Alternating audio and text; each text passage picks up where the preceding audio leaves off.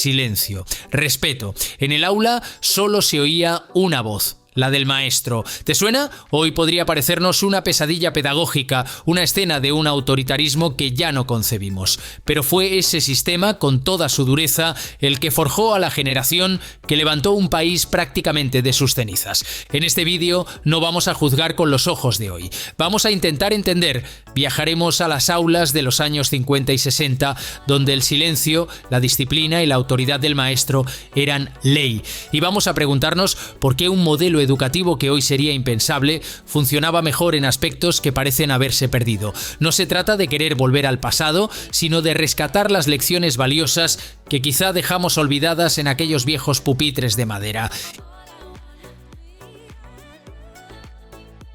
Intenta imaginarlo, un aula con 40, a veces 50 niños, pupitres de madera, a menudo para 2 personas con el hueco para el tintero, todos alineados en filas perfectas, mirando hacia un único punto de poder, el estrado del profesor.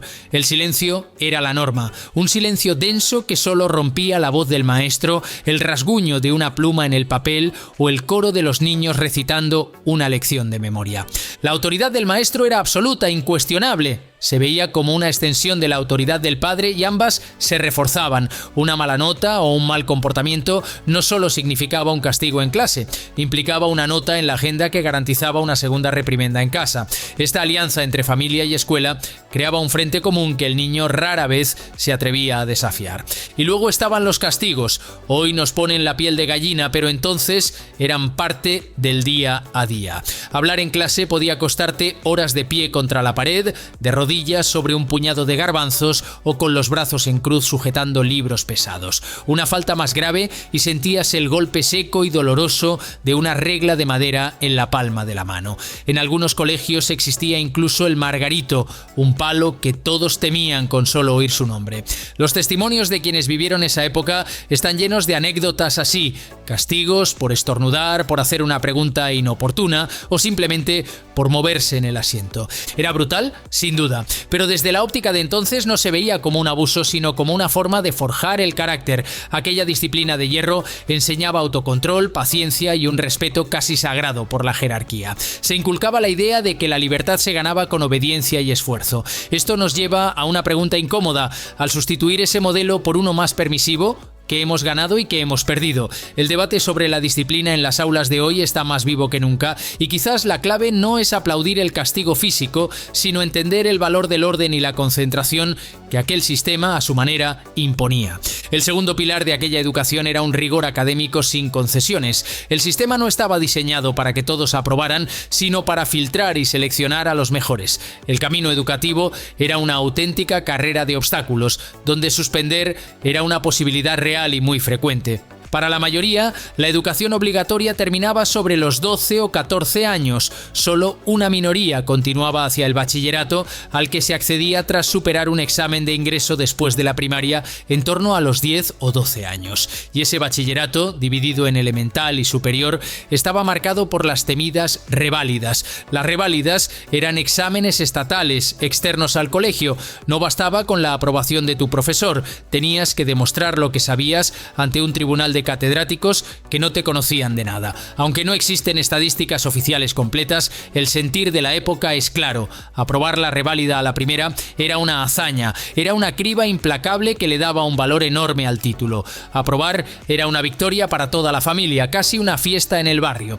¿Y qué se estudiaba? El currículo se centraba en las humanidades y las ciencias. 7 años de latín, matemáticas en todos los cursos, griego, filosofía, geografía e historia. El método principal era la memoria, listas interminables de los reyes godos, los afluentes del Tajo por la derecha y la izquierda, las declinaciones latinas, las fórmulas matemáticas. Hoy criticamos el memorismo porque no fomenta el pensamiento crítico, y con razón, pero aquella gimnasia mental constante creaba una base cultural y un vocabulario común que unía a toda una generación, forjaba una capacidad de retención y una disciplina mental que resultaban ser herramientas muy potentes en la vida vida adulta. El resultado de este embudo era una élite académica muy preparada. Se calcula que de cada 100 niños que empezaban la primaria en los 50, solo unos 18 lograban aprobar el bachillerato elemental y apenas 3 llegaban a la universidad. Este acceso tan selectivo garantizaba que quienes llegaban a la cima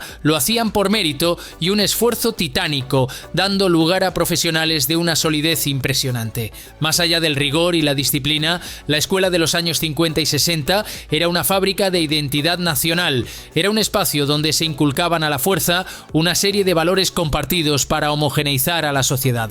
Todo empezaba por la imagen. Los uniformes o las batas grises eliminaban, al menos visualmente, las distinciones de clase dentro del aula. El día empezaba con un ritual fijo. Se rezaba y a menudo se cantaba el himno. El crucifijo presidía la pared junto al retrato del jefe del Estado. La religión era una asignatura fundamental y la moral católica lo impregnaba todo. Desde nuestra perspectiva, esto es un adoctrinamiento inaceptable. Sin embargo, en su contexto, esto daba un código ético y un marco de referencia común para todos. Valores como la honradez, el sacrificio, el deber o el respeto a los mayores no eran ideas abstractas, se enseñaban y se exigían cada día. La propia estructura de la escuela creaba cohesión. En las zonas rurales era común la escuela unitaria, donde un solo maestro daba clase a niños de todas las edades en la misma sala. Los mayores ayudaban a los pequeños, creando un sentido de comunidad y responsabilidad. Además, la escuela era un reflejo de la sociedad. La separación por sexos era la norma. Mientras los niños recibían formación del espíritu nacional y aprendían oficios como la carpintería, a las niñas se las instruía en labores del hogar: coser, bordar y cocinar.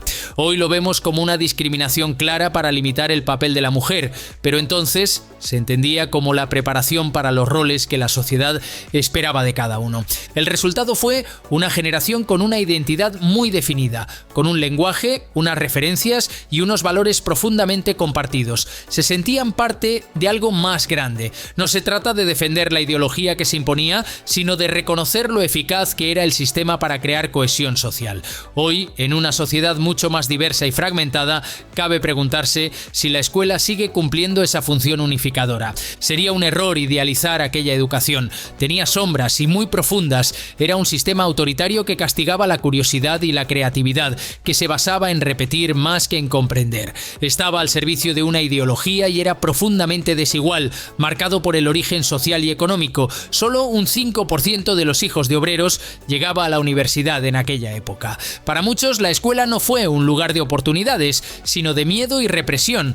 Por tanto, nadie pide volver a los castigos físicos o al adoctrinamiento. Ese mundo, por suerte, ya no existe. El debate real es más sutil. Al rebelarnos contra el autoritarismo, hemos tirado por la borda cosas que sí eran valiosas. Al eliminar la memorización, hemos debilitado la capacidad de esfuerzo. Al rebajar la autoridad del profesor, hemos creado aulas ingobernables. Al buscar la inclusión a toda costa, hemos sacrificado la excelencia. Esta preocupación es real. Una encuesta reciente de la Fundación Cotec revela que el 52% de los españoles cree que la educación actual es peor que la de antes y un 55% opina que los alumnos salen menos preparados. Esta percepción no nace de una nostalgia reaccionaria, sino de la intuición de que algo importante se ha perdido. Aquella educación, con todos sus defectos, funcionaba porque se apoyaba en 3 pilares que hoy se tambalean: una autoridad clara en el aula, una cultura social del esfuerzo donde nada se regalaba y una alianza indestructible entre la familia y la escuela.